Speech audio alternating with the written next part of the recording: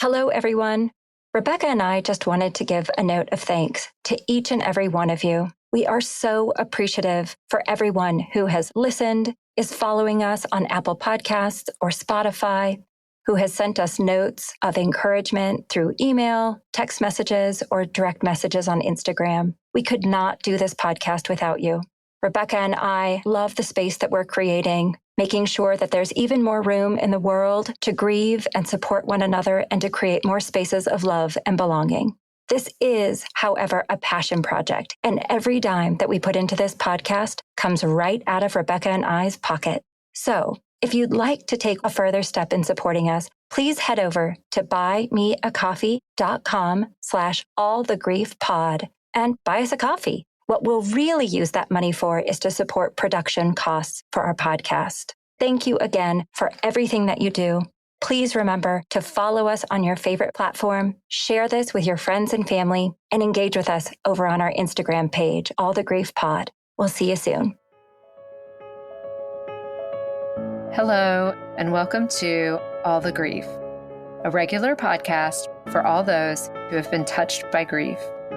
We are your hosts. I am Rebecca Luttrell. And I am Andrea Mathern. We are two friends, a therapist, and a social scientist, both highly sensitive fellow grievers here to share our hearts as we talk about all the grief. Good morning, Rebecca. Good morning, Andrea. How's your heart today? It's good. It feels silly, but it's good because I finished my taxes yesterday. I mean, it's such a burden lifted that it's like I feel really light. I feel a sense of accomplishment. So my heart is just like, we can take on the world today. And that's just sort of where it is this morning. How about you? Oh, I love it. My heart feels pretty playful for different reasons. So my boys had really wanted to learn how to skateboard. They just kept seeing like older boys doing it. And I was like, all of my dad's worries like kicked in, like they're going to break their heads open, they're going to break their elbows.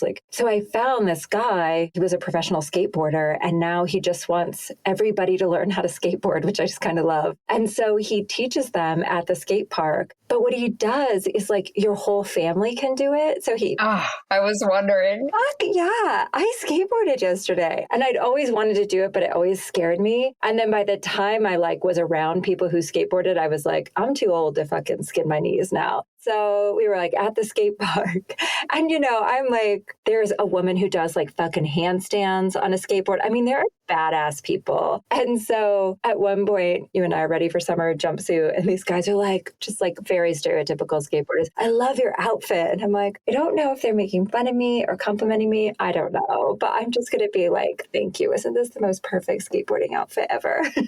I was the only person not all in black or something, It was just so fun. And I had such a good time. And he makes it so fun. And my boys feel so bold. And they feel even though they're in there with these guys who are jumping over things and whatever, they feel so part of it. So he's amazing. Well, I'm so excited. This morning we are welcoming Ramona Beltrán. She is an associate professor, but she is also a dancer, an academic director, a producer, a mother. She is an award-winning public intellectual with global initiatives in historical trauma and healing and storytelling methodologies that have been cited by researchers and practitioners alike. In her 20 years of professional experience, which has spanned the United States to New Zealand, she has worked alongside institutions and Indigenous and Latinx communities, spotlighting solutions that are present in our creative and cultural-driven modalities. Dr. Beltrán is a fiercely loving mother of three and is a multiracial Chicana of Indigenous and Mexican descent.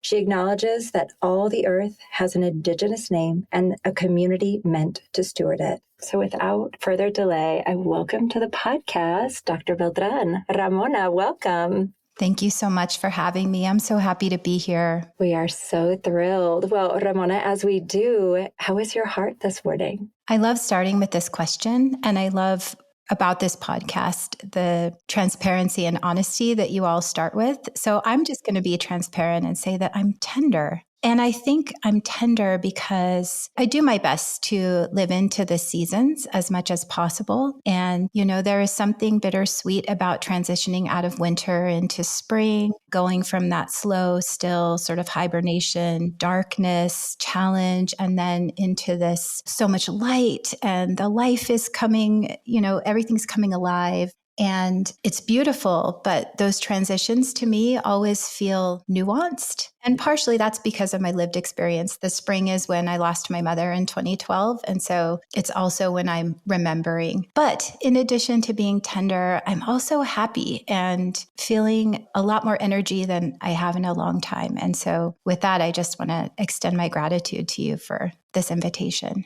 Oh, that was so beautiful. And we so appreciate the nuance. And I always cherish a perspective about the transitions and about the beauty of winter and challenge. And that sometimes light, even though I feel very attuned to the long, hot days, that it also can be a lot. And as we have sort of lightly exchanged, this is sort of the beginning of losing my dad too. So yeah, it holds that. So thank you for sharing that. It was so beautiful. And we're so honored that you were ready to be open with us. So we're really excited. Rebecca and I have been talking about this topic. So we're here to talk to you today really about ancestral grief and its legacy and impact. And I think particularly in the United States, though, as I'm sort of learning about other continents, the legacy that is sort of ignored on every continent of those who came before us and the trauma and grief that they faced. And so Rebecca and I have been having this conversation. I was like, oh my gosh, Dr. Beltrán is coming and we are going to really dive into this. But I'm curious, what was your journey and path to kind of coming to and understanding and investigating ancestral grief? So it's a really good question. And I was actually talking with a colleague yesterday who came in and he also shared that he was sort of feeling tender and going through losses. And I said to him,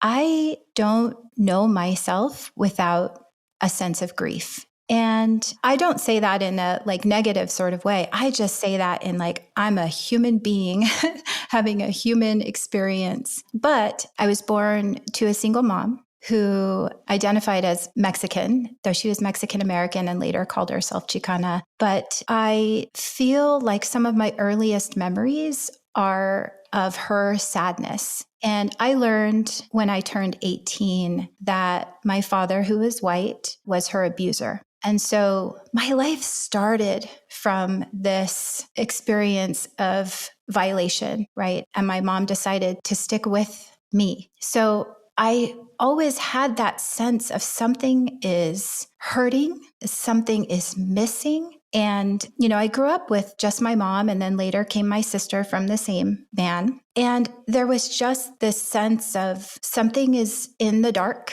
and it's something we kind of have to hide from, and it's something that we don't talk about. But in addition to that, I knew also what my mom came from, which is, also a legacy of abuse. Her parents were abusive. Incredible people, wonderful people that I love so much, right? I want to just invite complexity into this. I don't see them as the whole of their abusiveness. I see them as, complete people with flaws, with strengths, but also coming from a legacy of racism, poverty, displacement. And we go back further through the generations and we can get all the way back to colonial invasion. And then what happens after that, right? And so those things impact us generation after generation. Of course, I didn't know that as a kiddo, but I had this felt sense of something inherited, something bigger than me. I think I was older than I was,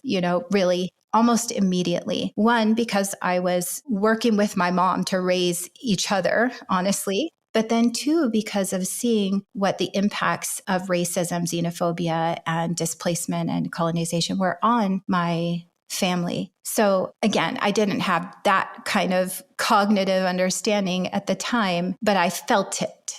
I felt like something's not right here. Something is wrong with my family. Something is wrong with my community. And, then with that sort of sense is this feeling of shame. And, you try and minimize the parts of you that are associated with that shame as you're beginning to develop your sense of identity. And so as I got older, I started to also have a lot of curiosity about this. And this is what I'm really thankful for. And my mom, she was very insistent that education was the way out of the situation, right? It was the way out of public assistance. It was the way out of being stuck economically. And it was through education. I was really lucky that I started to have exposure to these systems of oppression. I learned about racism. I learned about classism and sexism and colonialism. And I started to put things together. And when I learned about these things, it all made sense, right? Oh, so my family, my grandparents were considered less than because they're Mexican. And okay, so is that right?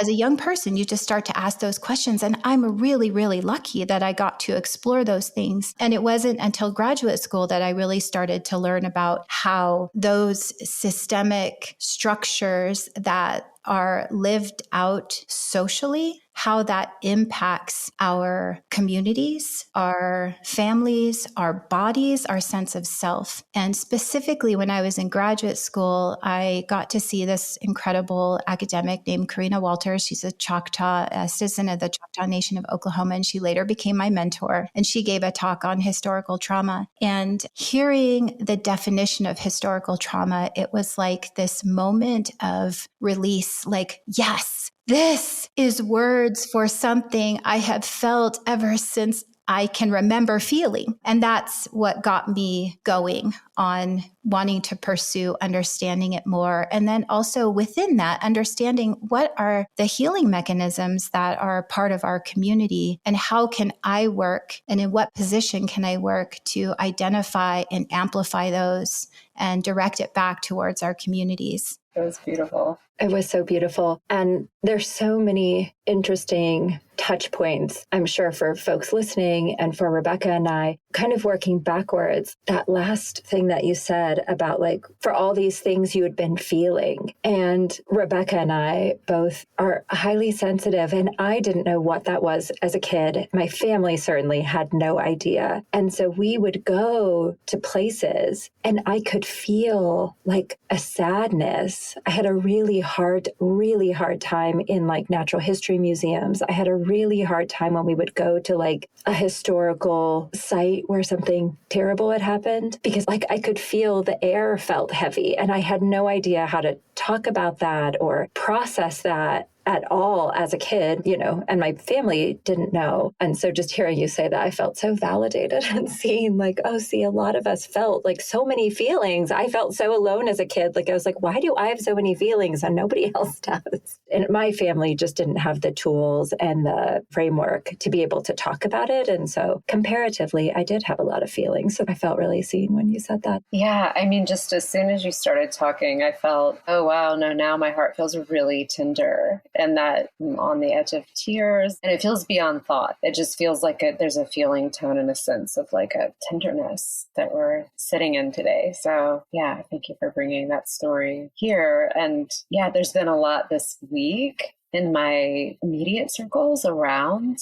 intergenerational trauma, around families, things lost, people reconnecting with. I don't want to tell my friend's story, but I hope she'll be on here at some point. But she is just getting back in touch with her father, and he lives in another country. He's from another country, and there's just so much she's having to learn about the language and all these things. And so it's just like this intense time. It feels intense ancestrally. And thank you for naming the seasonal piece because, yeah, it feels like all of that's alive too. There's something. Yeah, going back to your introduction, complexity. And so, so many deep complexities in your own personal story of sort of your own creation story, your own origin story, complex on multiple levels with abuse, as well as then a layer of multiracial that in both of my parents, I love how you described your mom. That was my parents. Like my dad was like a Chicano activist and I think probably late in life probably became Latino. My mom identifies maybe now as Latina, but probably still as Hispanic. And so just even generationally, like the words that we use to describe ourselves is so complex and complicated. So I didn't have that racial element immediately, but looking back historically, we had the very similar. I mean, like you trace my name, my father's name back, and it is the language. It is one of the last names of conquistadores. You can find, a medieval city in Spain with our last name, and when they came across, and we know where they entered onto this continent. And so you have both of those within you, the conquistador and the indígena, that exist within me. And I think for a long time, I only wanted to be the indígena. Like I only wanted to identify as Latina. I didn't want, and like as if that was a pure something, even though like there was no way for that to have any direct link the way that my family came through this country. So I think you starting off with just the complexity of the season and the change is so apropos for this conversation, because even in interrogating our ancestral grief as a nation or within our person and our family, it is so complicated. It's so complicated. I mean, I was thinking about, some of the questions you posed to me ahead of time, just sort of formulating my thoughts. And, I was thinking about identity grief. Identity grief is a part of ancestral grief. Because when what invasion happens, and then violence and oppression, and then what makes you is taken from you, and then something new is created, and then that becomes something you own. But over time, there is this, when it's a forceful displacement, when it's a forceful dislocation, there's something that we lose. And not everybody experiences this. I just want to say that. But for tender folks, for really connected folks like us, there is that connection. There is that sense of loss because we're now a part of a diaspora. We are, not directly connected, at least in the here and now, to our original homelands. But then in addition to that, a part of what makes us us are the people who made that happen. And for me, as someone who's multiracial, with the additional component of my biological father being my mother's abuser, it's like layers, right? I saw this sculpture in the art museum, maybe it was a couple years ago, and this native artist had blankets stacked really high. Maybe you saw it. I can't remember. I think it was Marie Watt. I can't remember her tribal nation, but it was so beautiful. And my thought about that was like,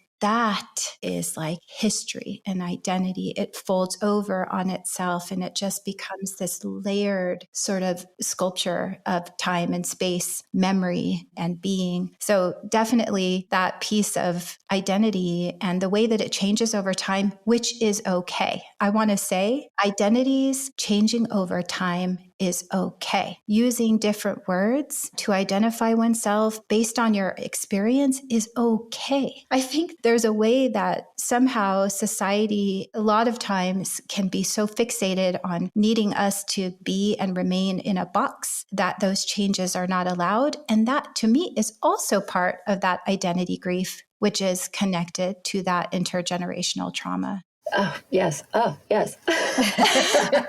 I needed to hear that. So thank you. But I was thinking about boxes. I'm a statistician by training and trade. So much less fun than this job. And the ways in which we sort of box things in and what it means to have a certain identity and what that identity represents. And I remember once as a family, it was like census time and we had gotten the form and there was no Latino. It was like, you're white or you're not white. And we just sat around the table like, what the fuck does that mean? It was jokes. But then at the end of the day, like my mom and dad had to fill this out. And my mom was like, oh, people always say I look Filipina or like I'm from an islands girl. So she checked API.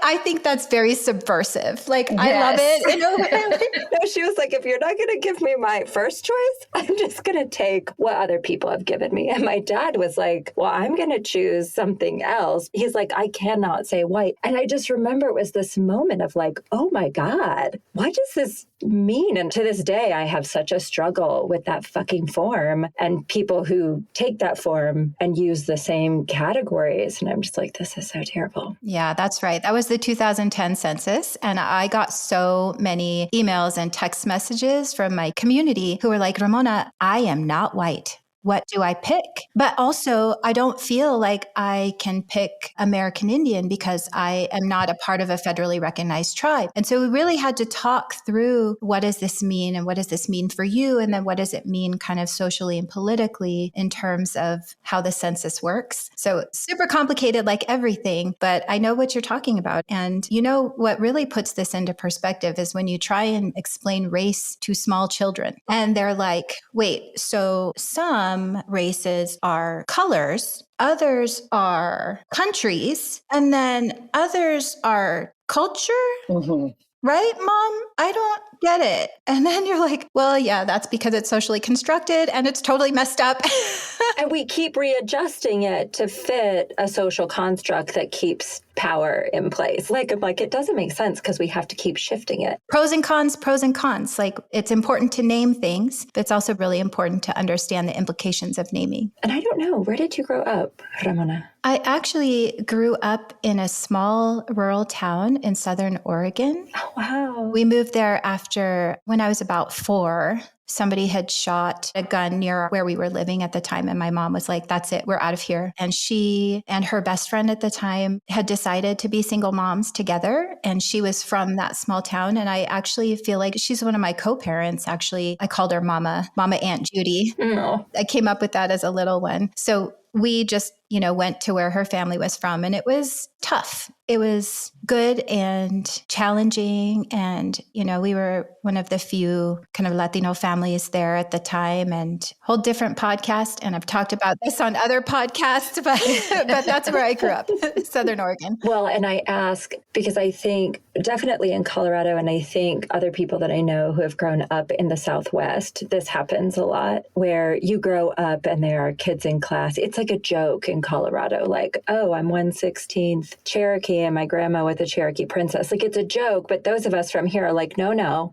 I had kids in my class who said that. And so I think then interrogating my own identity and understanding where my family came from and our own break with our Native identity, which was like a purposeful break for my family. My great-grandparents decided to completely break with our Native identity, and I know nothing about it. And so then to go back into reclamation of like that part of me, and there are all these expectations about what that means. And I hold this like judgment about people wanting to be part of the fantasy of a Native identity. And am I leaning into that? And like, but blood quantums. And if I can't trace where exactly my family's from and what my tribal ancestry is, that isn't that far away. Am I just another one of those? So it's just, and I think that's some of it when I talk to even my white friends who are like, I don't know, like, I don't know anything about, the indigenous practices of Ireland. I've never been to Ireland. I've never,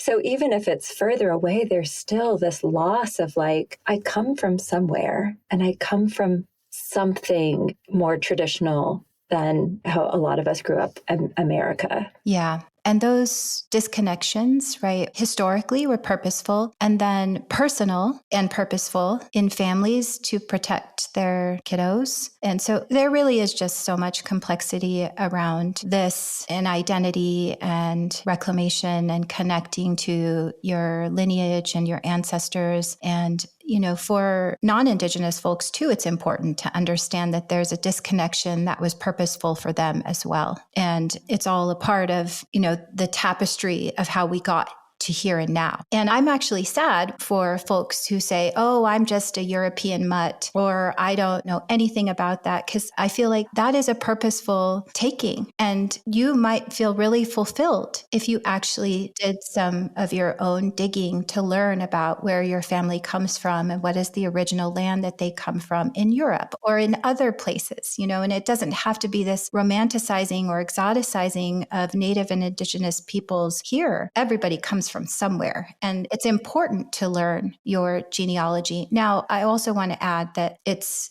not always possible. And that is a harm. And that is a great pain for many people. And, particularly folks who are descendants of those who were enslaved, like another layer of trauma, of grief. And we all experience it just in different ways. When I talk in class about historical trauma, one of the things that I will use to describe how everybody is implicated is to think about, and this comes from an Indigenous perspective from my traditions, but to imagine the interconnectedness of all things as like a spider web. And like it's all connected. And if you pull at one place in the web, where you pull it will feel it most acutely. But that pull ripples across the whole thing. So if you do believe that we are all connected, then it's more possible to understand how everybody is impacted and implicated, though in different ways. And I'm not trying to say at all, please hear this, that everybody has experienced trauma. We should all just be understanding each other's collective trauma. It's not like that. No, some people experience it worse, right? And very targeted and directed and systemically, continuously, while others have not. But we're still within the same system.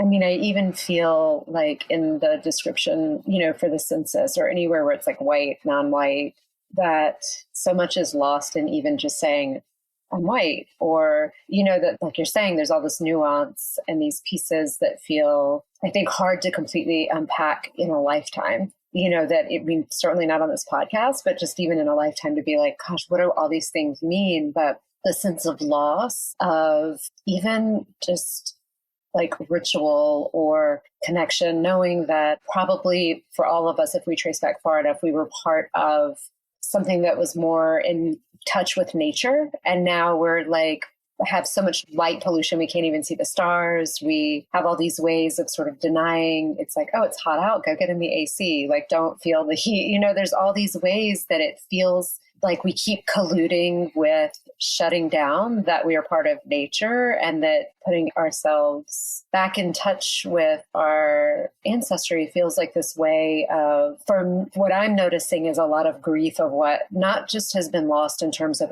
we don't practice like that anymore. People didn't write down what was important. It's like, oh, sure, this person, and then this person. And I can go back to like and name people, but I don't know anything about what they did on a daily basis, or I don't know what their practices are. And so some things are just like lost forever. And there's a huge grief in that. But I wanted to ask just the piece around grief. When you said I seemed older than I was thinking like, yeah, just an old soul, like here to feel like we're doing this and I have to wait until I'm old enough and have like the tools to study what I need to study to be able to put it into words and make it make sense. So there's the piece where you were able to sort of start to understand what you were feeling so young. And then even within that framework, I'm imagining that there's just that grief is a part of that experience. And so I wanted to kind of dive into like, when did you start to feel grief about the looking at intergenerational trauma and ancestral grief? And when did it start to really get named as grief for you? That's a beautiful question. I think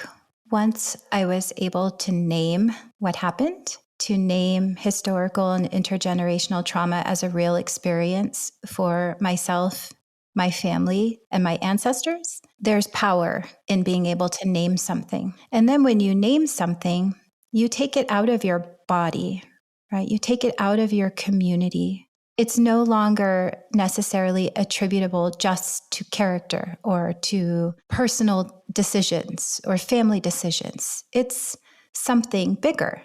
And it takes the responsibility off of us. Like, we don't have to own that this was all our fault. It wasn't. So naming it, I think, actually really was the first step for me. And then after naming it, then doing a deeper dig. Like, what does this really mean? And what does it look like in the concrete?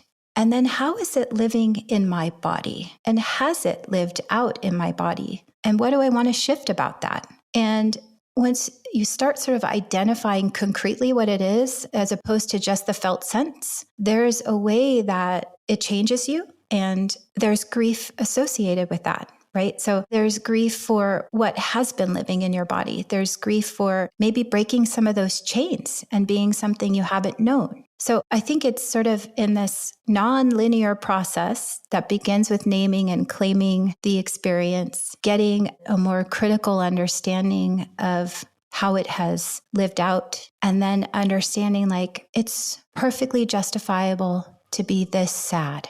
And to name it as such is really empowering, because then it's not leading you, you can lead it. Or you don't even need to lead it. You can just be in relationship to it. You can just have a different relationship to it. Instead of wishing it was gone, instead of wishing it was away or not you, not a part of you, you can understand that it is and will be, but there's some agency there. You can choose how you relate to it, if that makes sense. And that's, from an individual perspective, that's from my perspective. But I think there are ways that this sort of process can also live collectively as well. Does that make sense? It absolutely makes sense to me, particularly on a personal level. And I'm super interested in if you've been in practice with it at a communal or collective level and what that's been like. Yes. I'm feeling inclined to talk about the definition of historical trauma, like my scholar person is coming up. Is that okay? Yes. School us. Yes, please. Well, because, ancestral grief is sort of like how people are talking about it in the social milieu. And I think it's an idea that has been around for as long as people have been around, right? Like Indigenous communities, I think, have long and maybe always understood that we are just a part of, and we are always connected to our ancestors and to our original land and to our creation stories. But more recently, the idea of ancestral grief has been confirmed empirically. And that started, with work on intergenerational trauma. And that actually came out of, the 1960s with psychiatrists and psychologists who were seeing their patients who were descendants of survivors of the Holocaust. And those patients were showing symptoms of PTSD and complex trauma, even though they hadn't been exposed to the acute genocide themselves. And so that was when this kind of inquiry into the mechanisms of how these traumatic events get embodied and passed down over generations started. And then in more recent decades, Native and Indigenous, and as well as other BIPOC scholars have taken it up a little bit more to look at, how not only do these acute traumatic events happen at an anchored point in the past, but then they're connected to a cumulative and compounding sort of, effort that is systematically kind of targeting groups and communities. And then so that trauma is just kind of repeated over and over again. So historical trauma, is defined as a collective and cumulative wounding resulting from massive catastrophic events that target communities and cause, high levels of collective distress, upheaval, and grief. And like I said, it's usually communities are targeted by outside forces based on shared group identity,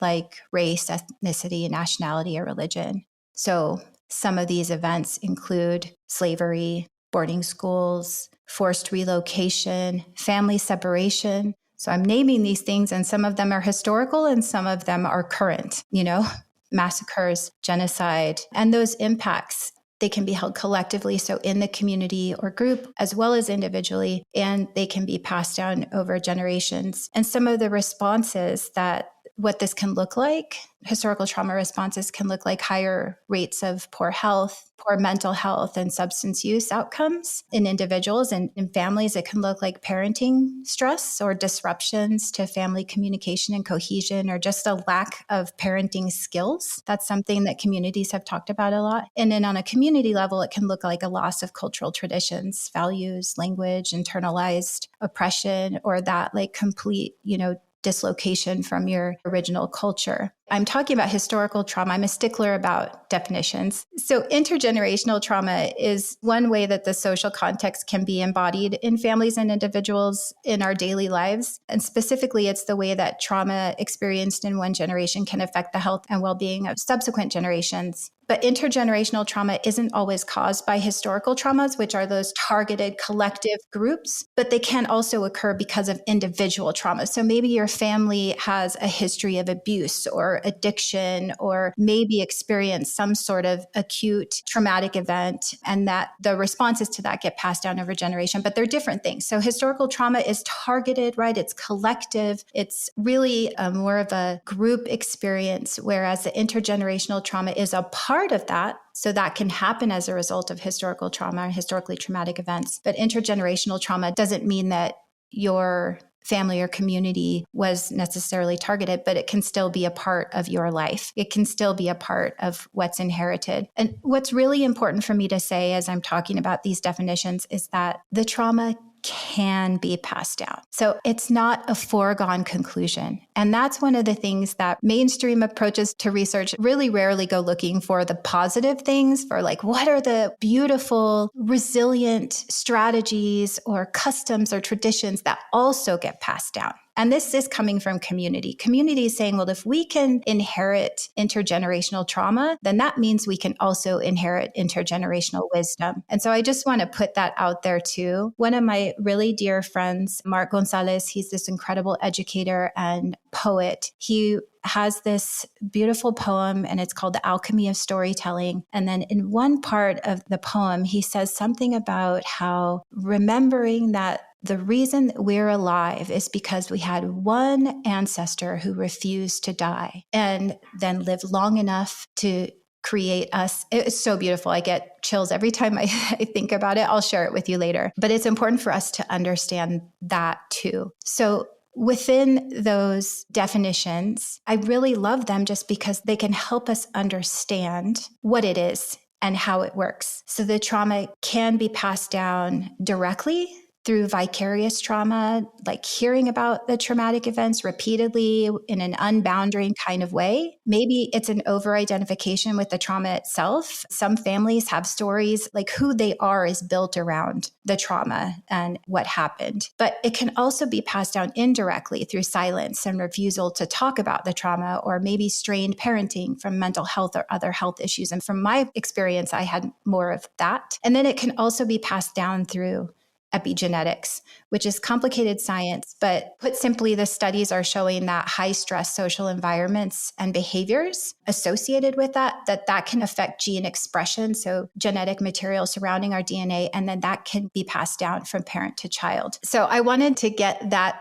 out there as a way to say that this is empirically validated, that this idea of ancestral grief is something that has been undertaken by scholars. And, it confirms what we've always known, like we are directly connected to our ancestors. We're directly connected to those who have come before us. And so in response to your question, so when we understand what historical and intergenerational trauma is, again, like when we name it and we then can operationalize it, then we can start to identify, like, how do we respond to this? So just in, a broad sense, for communities to be able to have language to explain their experience is something very powerful. And, I was down at Aotearoa, New Zealand, and I gave a talk on historical trauma. And I tell this story often, but a woman who is Indigenous from the Cook Islands came up to me afterwards and she said, "Thank you for giving me words for something that I've always known." And the other folks that I work with down there too said, yes, it's just the ability to name it. And then we can be more generous and compassionate with our communities. And we can understand maybe some of the challenges we're having in our communities are not poor decisions, are not bad characteristics, but are coping skills. Maybe they are adaptive coping strategies. So the naming part on a collective, I think, is also really important. Like everything, there is some debate about the value of the term historical trauma in communities, but the communities with whom I've worked, that they have found some respite in being able to name something. And then, what we also understand from the research kind of lineage of historical trauma is that there are also some protective mechanisms within communities. There are also buffers, and culture is one of those buffers that can, soften or interrupt the intergenerational transmission of trauma. And that looks like reclaiming language, reclaiming traditions, strengthening social cohesion, practicing ceremony, rituals, learning indigenous plant medicines. Those are things that we have seen empower people and kind of take the edge off. It's the wisdom part of the intergenerational transmission, right? And so seeing communities who have purposely been targeted, purposely had their languages and their culture stolen, be purposeful then about reclaiming them, recreating them. In some ways, some traditions are here in pieces. because colonization is so thorough, but not so thorough that we're not here, not so thorough that we can't remember. So putting things back together. And when I say remember, I mean re-member, like we're putting it back together as well as locating our memory of it. But that recreation of our cultural traditions, which I think is also traditional, right? Our communities have always been innovators, have always adapted for what is best for community, have always sought new innovations in, how to be in relationship with the natural environment and with each other. So seeing communities do that through, reclaiming their cultural dances. There are so many beautiful efforts to revitalize Indigenous languages, practicing sacred traditions in intergenerational contexts. That's really powerful. So those are some examples of just kind of broadly, I could give specific examples of what I've seen in my specific research and in my community, but that's kind of broad, perspectives on how it works from a collective. So if you start, when we name grief as individuals, we can interact with it differently. We have more agency. And then as a collective, when we can name it as well, then that's another place that we can start to heal. And one thing I forgot to mention is that one of the other outcomes of historical and intergenerational trauma has been identified as an unresolved grief or an unresolved mourning, and also survivor's guilt and the grief surrounding that. Well, all of that is so incredibly helpful and beautiful. And I think just reemphasizing something that you said at the beginning, right? Which is because I also just in my own research have been interested in some of these things. And I think epigenetics is extremely fascinating. As a social scientist, it's so interesting to see the sort of hard science side of it. And it really is fascinating. And there are some amazing podcasts from probably Radiolab or something about it if folks don't feel like, at the level of understanding molecular genetics. Here's chemical reactions. Yeah, exactly.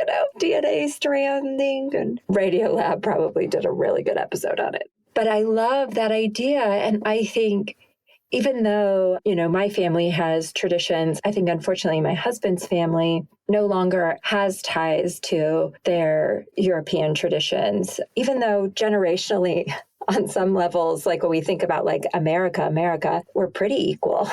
So I think his great grandparents were German immigrants.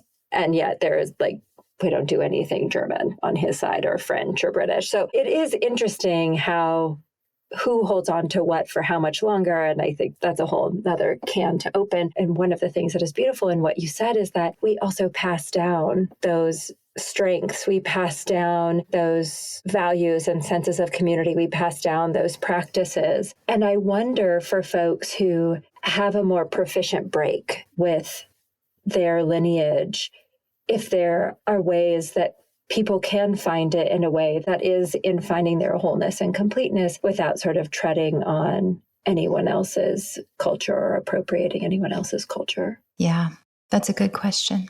You don't have an answer for me? Oh, I wasn't sure if it was rhetorical or. I mean, it sort of is, but also thoughts. Sorry. Clearly, I'm in this conversation like it's just a conversation.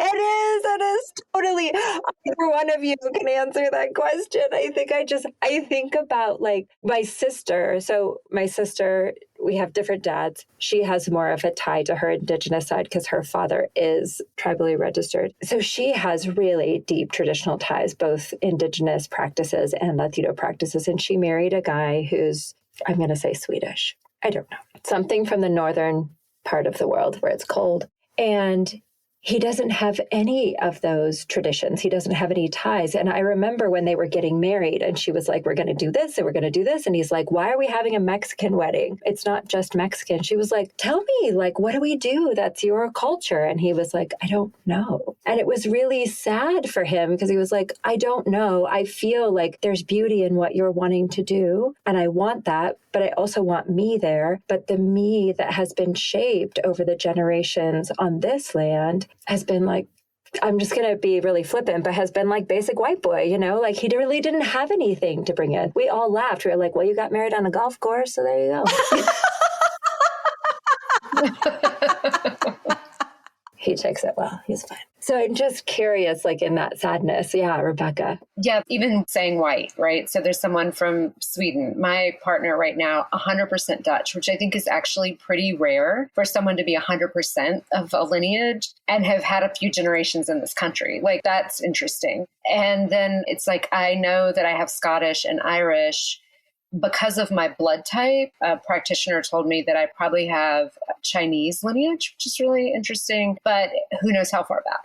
So it's this thing, as we were talking, Ramona, you know, where I'm like, okay, so if I'm just looking for sort of the most immediate would be more of the Celtic traditions. And so I think what I weigh them against, this is just where I'm going to go with it, because this is what feels real in my body right now, is when you were saying, Andrea, about like, oh, I know I have this indigenous thing, but then like, am I trying, if I claim it, like, is it a weird moment where it's like, of course, everyone has got this fantasy about that, or what, you know, am I doing it from that place? I think that's something in checking in with myself. It's like, what actually feels true and real for me versus what feels performative. And like, this, I'm doing this because it's cool. I want to be the nature witch, you know, which I do. I do want to be the nature witch. I'm going to be real. But there's another piece where I'm like, and also in my bones, when I'm really paying attention to the seasons and I'm paying attention to the ways my clients are moving through seasons. And I notice, gosh, there's a different energy in everyone when it's spring. And there's a different energy in everyone when it's winter. There's something really true. And so it's like that piece of finding what feels really true for me. And I loved what you were saying, Ramona, about, you know, all these things that have been lost. So sometimes I think even in our performative grief episode, when we said, I mean, what's it to you if someone's doing it to be performative? It's like, can we please recapture cultures that have more authenticity in them than this life that we're in that's so capitalist and, you know, consumerist and better than and less than, and just be like, recognize our interconnection. I don't care how you get there, just get there. You know, it's like, there's some part of me that wants that. And I recognize within systems of oppression, even that can look really different and kind of feel icky. And so it's coming back to heart. I think for me personally, it's like what feels genuine to me and less performative. And it does feel genuine to me to want to connect with nature more. And I don't need to tell everyone that that's what I'm doing. I just feel in my bones that feels right. It's the, like you were talking about, remembering as the opposite of dismembering, like coming back together. Yeah. Yeah. I mean, we share this earth, right? We live here. And I mean, I think of the earth as our first teacher across all differences, right? I don't think that that's a bad starting place. It's a great starting place. I also think like it's okay to not know. And I think it's okay to say so.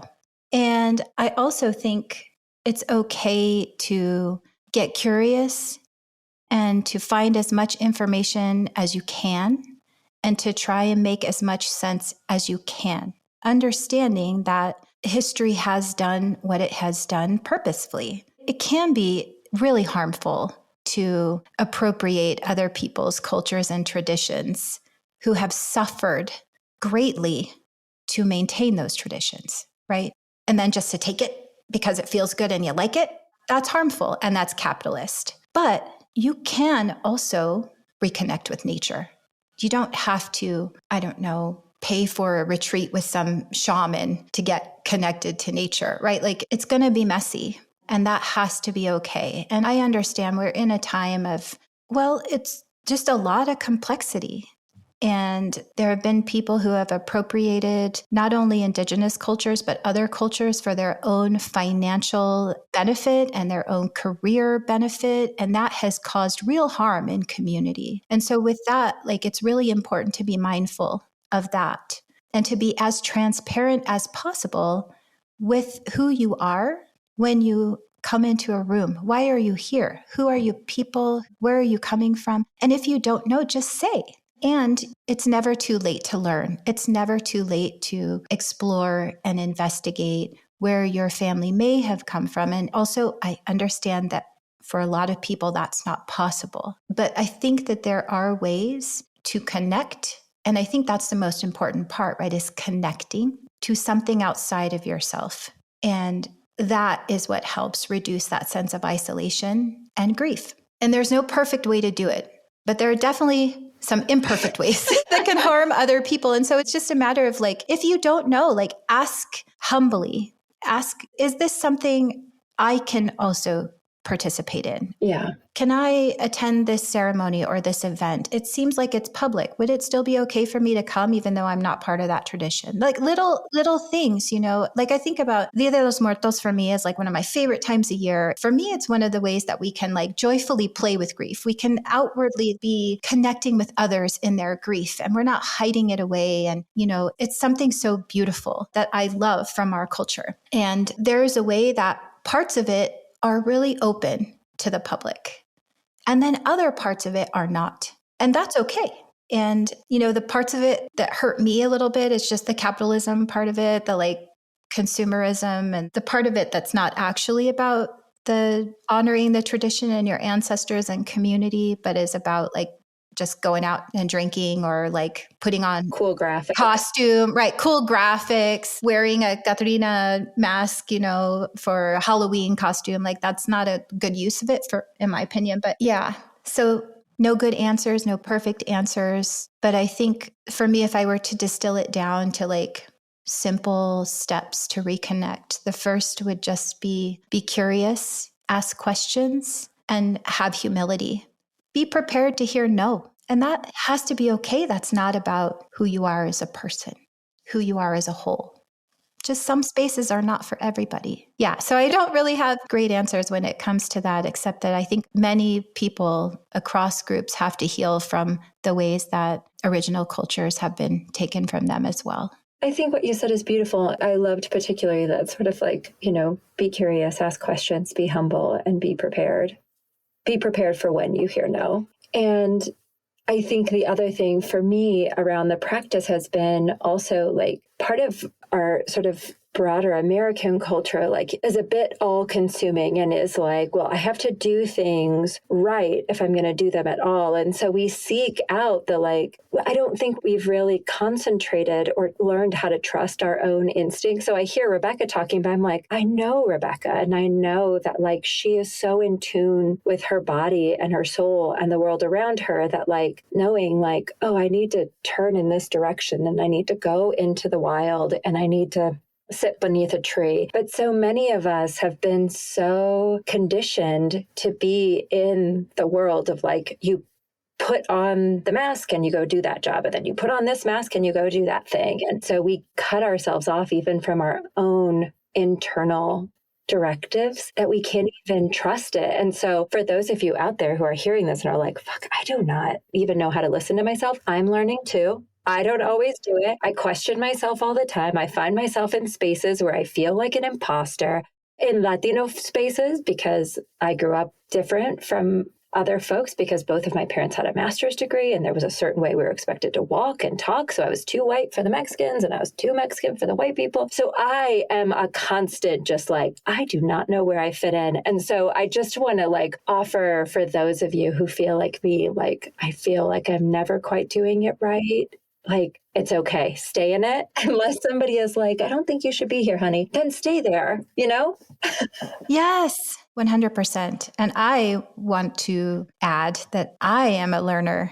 I am constantly struggling with my own sense of imposter syndrome as well. I think maybe it never goes away. And maybe like for the generations to come, maybe they will have a different sense of knowing themselves. I'm really hoping that for my children, like I'm hoping that they have no question that they deserve to be by the medicine, that they can touch these feathers, that they, that they belong. And I don't have that quite all the way to my bones yet. In my most beautiful healed moments, I do, but healing is nonlinear as well. And so there can come a moment where somebody might say something about me and my identity and what I look like and how I don't look, whatever, or I don't speak, whatever. And that buckles me. So I think about my abuelito. And he would always say to me, mija, someone knocks you down, you get up, you dust yourself off, and you keep going.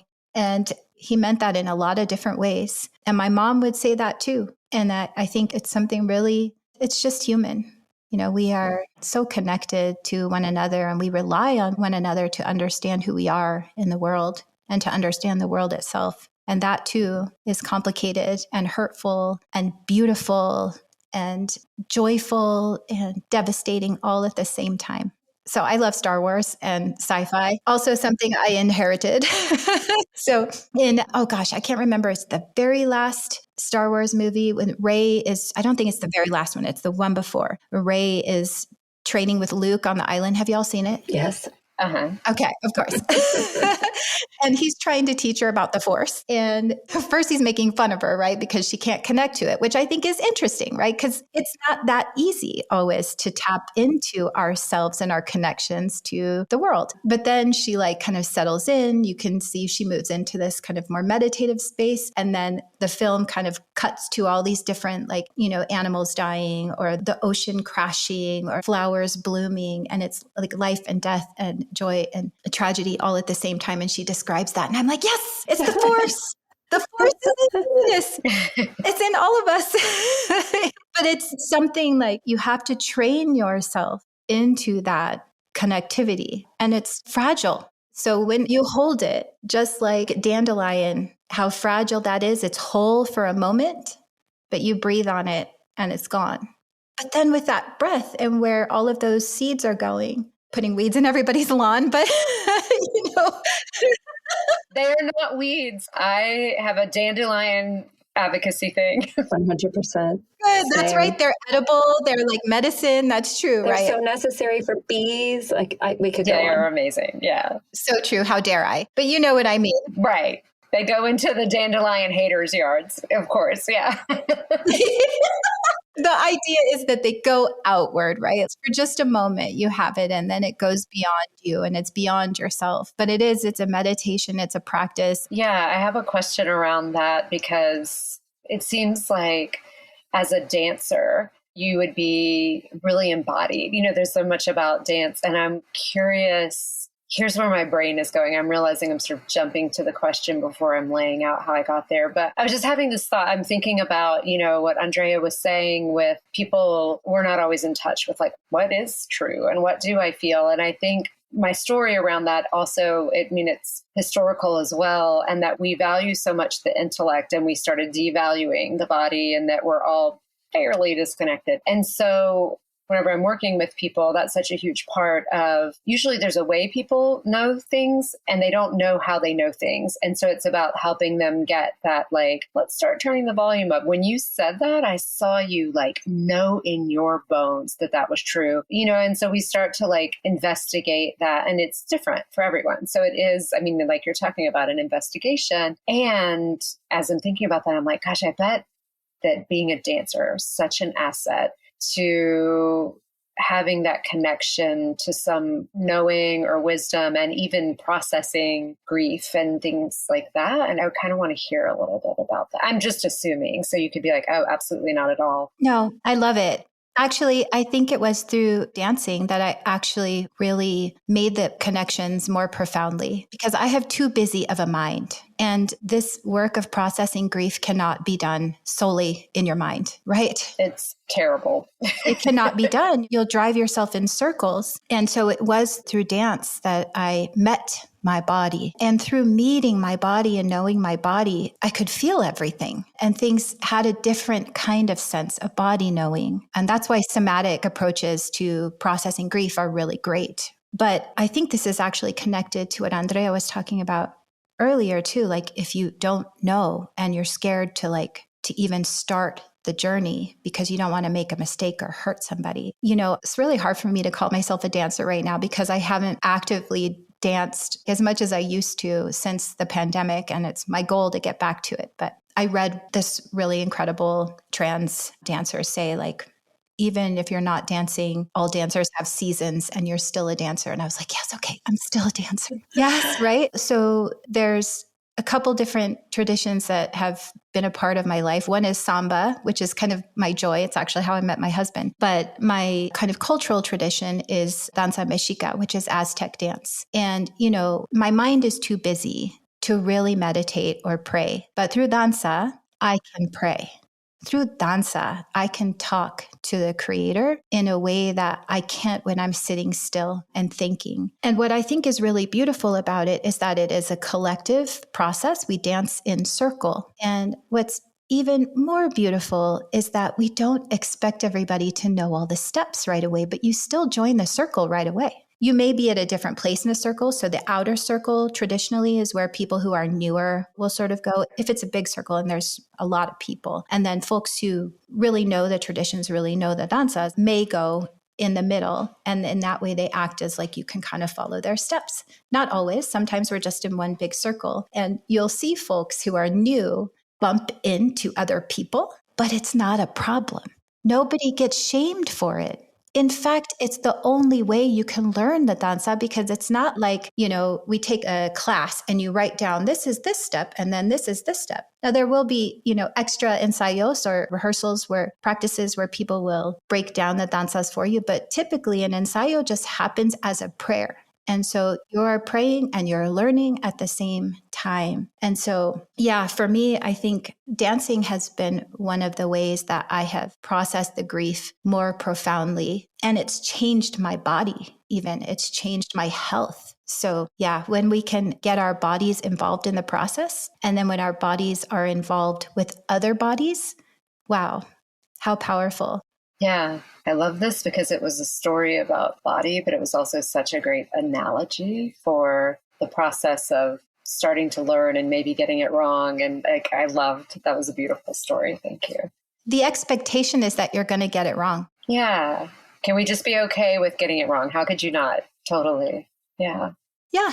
But you know what? You keep coming. You're going to learn, and you're going to stop bumping into people. And then once you have made that commitment and you are learning, then you become like one breath. You move like the breath. And it's so beautiful. But it is like you have to have patience. You can't be an expert immediately. And, I think that does come from Western culture, is this like, I have to be perfect at everything. I have to know everything. I need to get the best grade. I struggle with this with my students all the time. Like, actually, you're here to learn, not to get the grade, to learn towards it.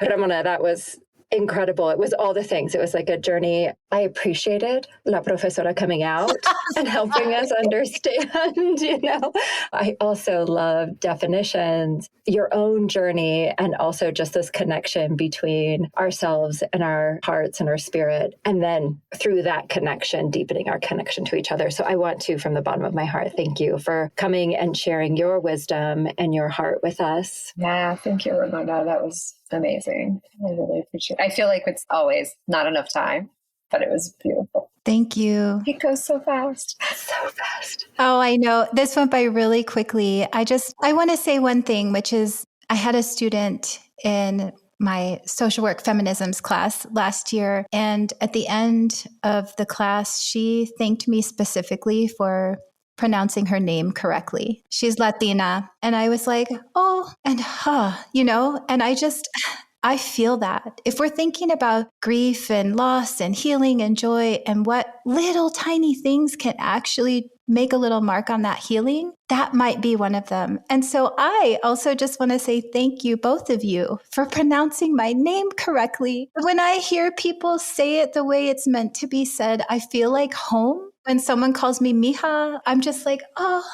thank you. You see me. So that really means a lot. And it speaks to both of you. And it speaks to the remedies just embedded in this podcast. That was beautiful. You're so welcome. Before we sign off, we usually just talk about how we've touched into our grief this week. Rebecca, so how have you been touching into your grief? I'm reading the book. I've talked about it on a few podcasts, The Wild Edge of Sorrow. And I'm in the 5 gates of grief, where he talks about our different pathways into feeling grief, in addition to death, loss, grief. And he's talking about grief from a perspective of the land. And it feels so like I've really been sitting with this description that he had as a therapist who knows what it is to talk about people projecting onto things, and then as just a human who's trying to connect more with nature and like rethinking a way that we think of our world. So he says it's so tempting whenever we feel some sadness about something in nature. Maybe we see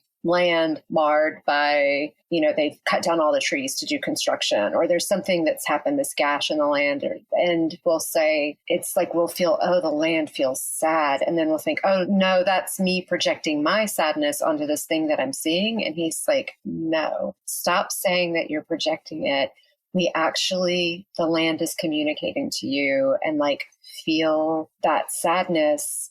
Really let yourself feel the thing that you're witnessing and the way that the earth wants to grow, and it got cut down without no one asked it, no one had a relationship with it, that you're feeling that. And with animals, we know that the animals feel things because we've done the empirical research, but we already knew, but we had to do the research to prove that we knew, but we know this. So I'm really just feeling into that. And it's making me think a lot about the stories of, oh, I'm imposing myself on that versus, and that actually happens. We do project things, but like to what extent, and sometimes we can't know, to what extent am I actually feeling what's happening, and to what extent am I projecting my own experience on it? But I'm just letting myself, at least with nature right now, really feel into like, what does it feel like here, and trusting that like grief that I feel sometimes isn't, I have grief about the grief that I'm feeling, but that the grief is something that the animals or the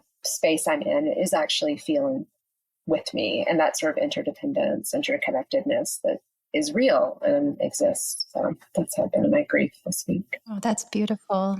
Yes, that is. Ramona, how about you? Have you touched into your grief this week?